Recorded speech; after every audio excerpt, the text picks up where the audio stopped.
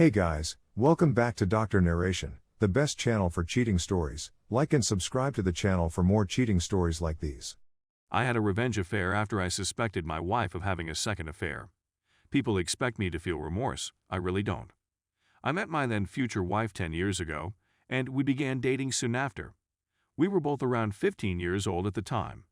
Our relationship was usually fantastic. We only had little squabbles and disagreements, nothing major. Looking back, I see that I was always the one that put in the most effort and started most things. From communication to date planning to and more. I'd be the one to suggest and schedule dates, to send her messages first, to reach out and strike up discussions. We had many times a week to several times a day, so our life wasn't horrible. I was the one that was always up for trying out new and unusual things. She was a little more reserved. She adored giving me oral but would never do it herself since it was filthy and unpleasant. I've always been the one who earned more money and was more financially successful.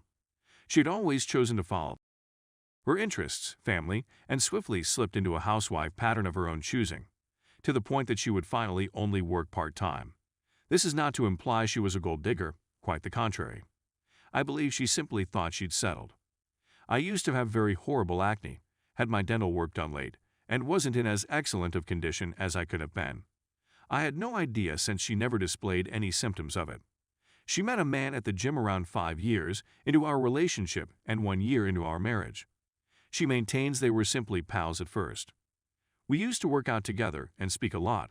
We used to communicate online, and we even went out to eat.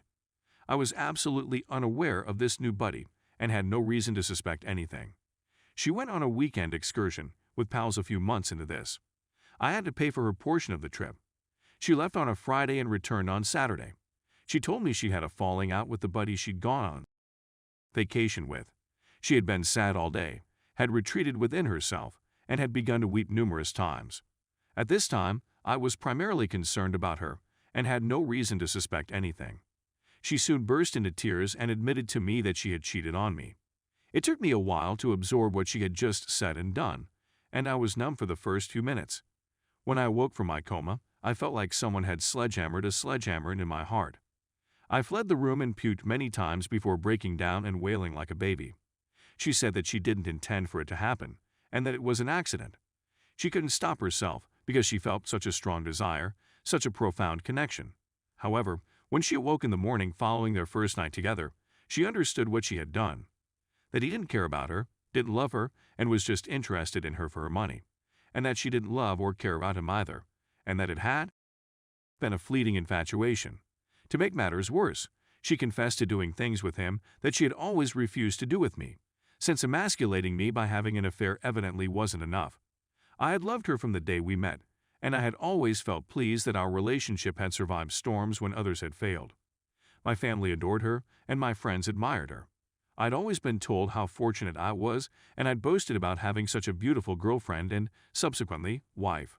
All this time, I tried my best to lavish her with love, to surprise her with presents, and to let her know how much she meant to me.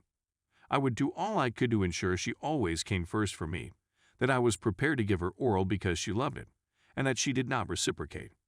For me, her joy was always paramount. Anger and despair were soon to follow. I'd shot at her while tears streamed down my cheeks. I asked her why she did it, how she could do this to me, and did she still love me. Her response was that she didn't know why, that she had been weak and had been engrossed in the moment.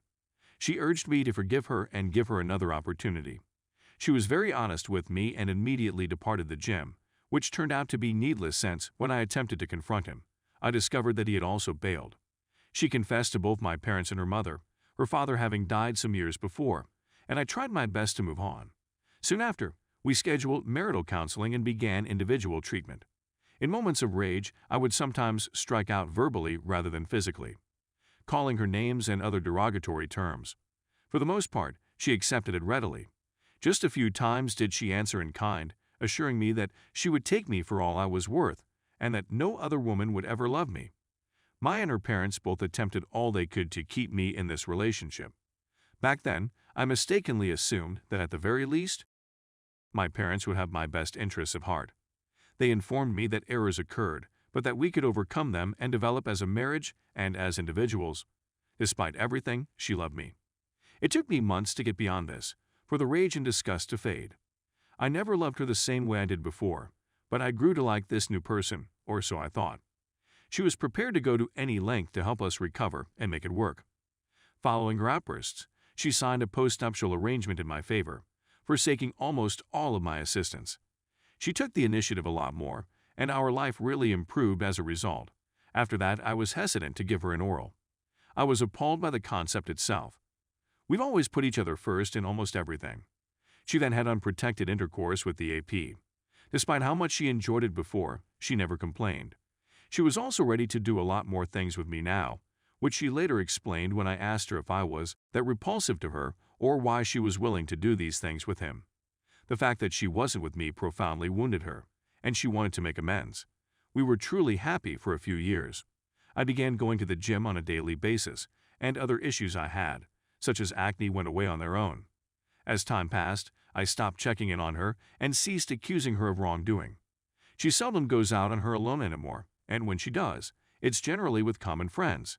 Everything was perfect, or so I thought until about a year ago. After a reorganization at work, I met a female coworker. We hit it off right away, had similar interests, and got along beautifully. We would exchange texts, stay later at work to talk, and do other things. I had no intention of taking this somewhere inappropriate at this time. I'm not sure why, but the interaction I was having with this coworker brought out a lot of past resentment, suspicion, and hatred. I did all I could to forgive and forget. But I never got over it. If I could control myself, if I could keep things from spiraling out of control, why couldn't she? The fact that she seemed to face no repercussions for her actions, and that everyone who knew her had so quickly forgiven her, fueled my animosity. I began to check on her again. I examined call logs and messages, and lo and behold, I discovered precisely what I expected to see at this point. While I was at work, I received a flood of calls from a man I had considered one of my closest friends up until this point.